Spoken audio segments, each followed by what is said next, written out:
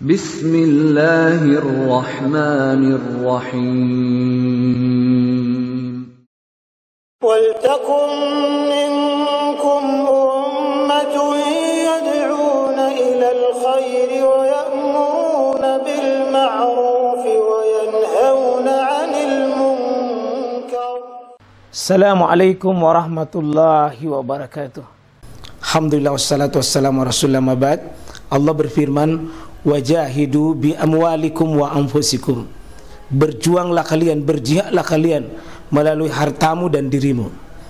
Hampir semua ayat-ayat berjuangan dan pengorbanan itu dimulai dengan bi amwalikum, harta kalian, harta kalian.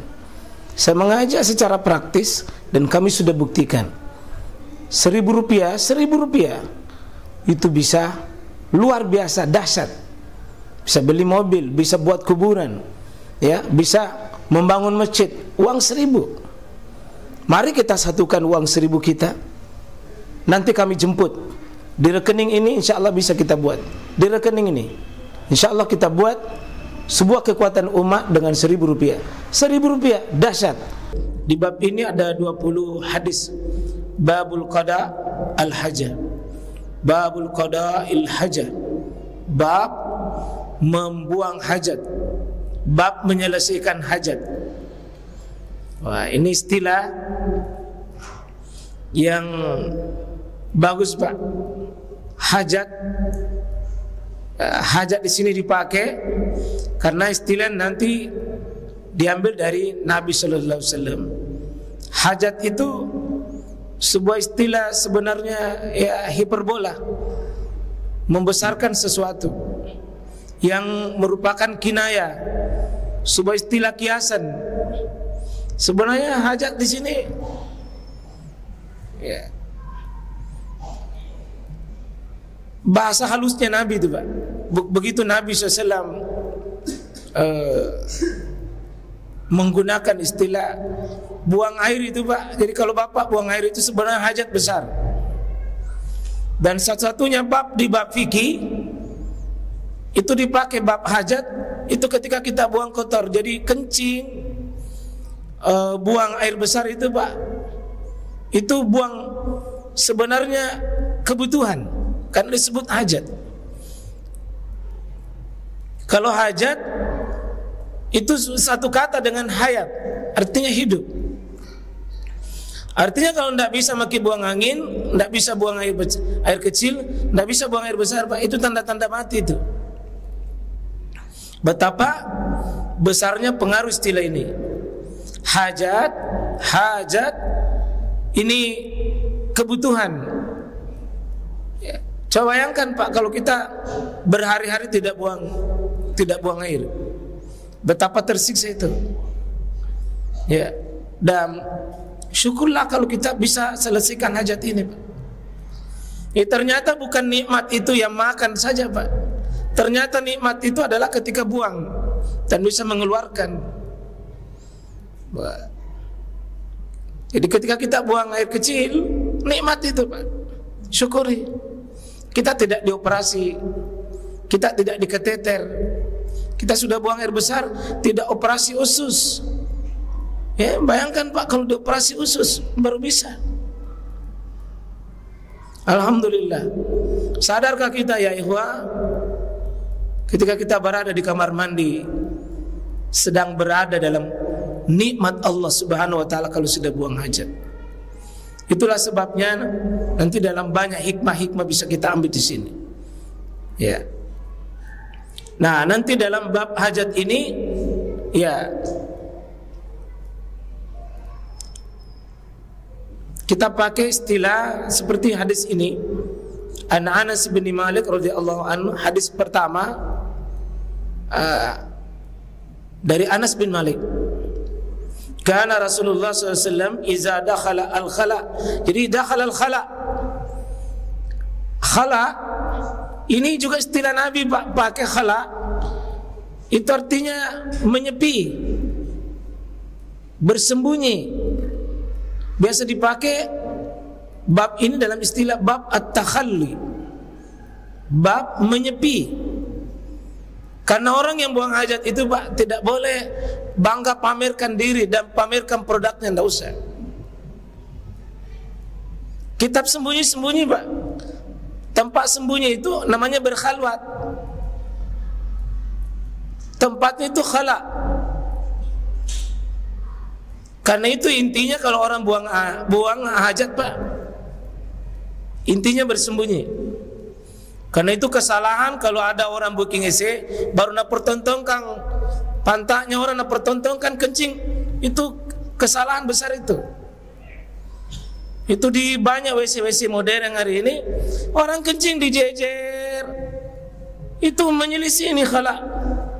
Khala itu, Pak, menyingkir, bersembunyi. Iya. Jadi khala. Iya, at-tahalli bab menyingkir, bab bersembunyi, bab dan inilah istilah paling banyak dalam hadis bab ini. Ya, dakhala al-khala. Ya. Jarang dipakai hammam atau darul miyah. Kita biasa disebutkan orang Inggris saja kan dia sebut close. WC kan water close, air tertutup, maksudnya memang tertutup pakai. Ini nakal ke orang Eropa sana, kalau kita yang justru buka-bukaan. Ada yang saya kritisi beberapa itu, ada masjid Pak itu bongkar itu WC-nya karena kenapa bikin WC jahiliyah seperti itu? Mempertontonkan, dijejer orang kencing, ya dijejer orang kencing, ya memang dah kelihatan auratnya, tapi intinya orang pergi di WC itu, Pak, harus sembunyi, ya harus sembunyi. Apakah dengan tertutup tidak kelihatan atau memang menyingkir tanpa siapapun? Dulu tidak ada WC seperti hari ini. Ya. Kalau Nabi SAW masuk di sini al-khala itu WC-nya, istilah itu, Pak. Ya. Satu amalannya Nabi di sini. Ini amalan, Pak, langsung saja kita praktek kalau ada itu. Wada khatamah, melepaskan khatamnya, cincinnya. Kenapa? Karena di cincin Nabi itu adalah ada tulisan Muhammadur Rasulullah. Di sinilah Nabi lepaskan semua nama yang dihormati, nabi yang diagungkan, nama yang dimuliakan bertentangan dengan WC. Karena itu dilepas. Kecuali kalau dikhawatirkan kita itu tidak aman. Ya, kalau tidak aman, Pak, dibawa masuk. Tapi ini posisinya adalah jangan menampakkan. Kalau Quran jangan dinampakkan. Kalau atas nama Allah, atas nama Rasulullah, atas nama yang diagungkan oleh Islam, jangan dinampakkan di WC, Pak. Karena itu yang tertulis, yang terbaca, yang terdengar, yang sikap ini nanti akan kita praktekkan itu. Kaki kiri yang masuk, bukan kaki kanan. Ya, jangan menyebut, jangan menjawab azan di sini, jangan baca Quran. Ya, karena tempatnya adalah sesuatu yang tidak layak untuk nama Allah. Nabi lepaskan, Pak, cincinnya, tapi bukan maksud di sini cincin dalam artian cincin, Pak, nama yang ada keagungan Allah. Nabi punya cincin Muhammadur Rasulullah, maka dilepas. Kalau kita punya cincin tidak ada, cuman bukan itu. Ya. Tidak, tapi ya meskipun hadis ini terjadi, kalau di kitab ini, di kitab Bulughul Maram ini oleh penulisnya Imam Ibnu Hajar, ya akhrajahul arba'ah, dikeluarkan hadis ini oleh Al-Ba'ah, tentu Abu Daud, An-Nasai, Ibnu Majah. Ya, itu sunan di sini. Itu dikatakan beliau wa huwa ma'lul. Ada kelemahan di sini, Pak. Tapi insyaallah At-Tirmizi tidak. Beliau menghasankan sendiri. Ya, dan Al-Munziri dan sebagian ulama-ulama hadis mengatakan enggak, hadis ini enggak maklul. Dia kuat. Terjadi khilaf di kalangan para ulama tentang kedudukan hadis ini. Ada mengatakan lemah, tapi sebagian ulama tidak. Kalau kita buka kitab-kitab syarah yang lain, maka sebagian ulama mengatakan keliru yang melemahkan hadis ini. Tapi intinya Pak, diamalkan. Itu insya Allah yang pertama, lepas nama-nama Allah Pak. Termasuk baju-baju kita yang ada tulisan Allah, dilepas. Nah, kita langsung saja ke hadis yang kedua. Ini 20 hadis di sini. Wa anhu qala, berarti masih dari hadis Anas Pak. Masih dari hadis Anas. Ini Anas ciri khas banyak mengetahui tentang begini karena pernah serumah dengan Nabi lebih 10 tahun. Jadi tahu Nabi itu perkara tentang masalah begini. Pelayannya Nabi tentang sahabat yang lain mungkin tidak tahu Pak. Tapi Anas banyak meriwayatkannya begini karena dia saksi hidup Nabi di rumah tangga beliau, termasuk ke khala tadi itu WC itu. Masih Anas mengatakan wa anhu qala kana Rasulullah sallallahu alaihi wasallam iza dakhala al-khala'a. Masih khala. Apa kata Anas? Mendengar Nabi membaca Allahumma inni a'udzubika minal khubusi wal khaba'is. Akhrajahu as-saba'. Ini bukan arba'ah tapi malah sab'ah 7. Tambah tadi Sunan, tambah Ahmad, Malik dengan Imam Ahmad bin Hanbal. Ya. Dan mudah-mudahan Pak ya, kita tidak boleh lalaikan doa ini. Ya, coba bayangkan Pak, umat Islam itu pernah Salman Al-Farisi, mantan penganut Nasrani Pak. Itu Salman Al-Farisi diejek oleh orang kaum Nasrani. Setelah dia masuk Islam, apa dia bilang? Salman, atu'allimu nabiyukum, apakah nabimu sudah mengajarkan likulli syai, segala sesuatu?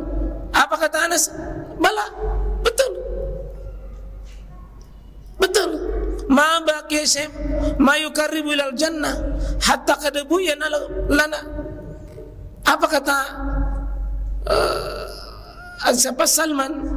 Semua yang bisa mendekatkan ke surga dan menjauhkan ke neraka sudah diajarkan pada kami. Sampai urusan-urusan buang hajat pun. Coba bayangkan Pak, tidak ada agama yang mengurusi sedetail yang seperti ini. Betapa Islam ini sempurna, lengkap. Bersyukur kita menjadi seorang muslim karena ajaran-ajarannya sampai masuk WC ada doanya, masuk di WC adab-adabnya, ada hajat, ada etika-etikanya. Ini doanya Pak ya. Allahumma inni a'udzubika minal khubusi wal habais. Jadi khubus jamak dari kata habis, kotoran. Habais jamak dari kata habitha. Habisa juga kotor. Ya. Jadi hubus, habais. Ya, biasa muzakkar dan kebawa kita ke muannas. Nah, jadi hubus, habais. Ya, kalau diterjemahkan biasa berlindung dari setan laki-laki dan setan perempuan. Sering kata kotor itu Pak sering diterjemahkan setan. Sesuatu yang jelek biasa disebut dengan setan.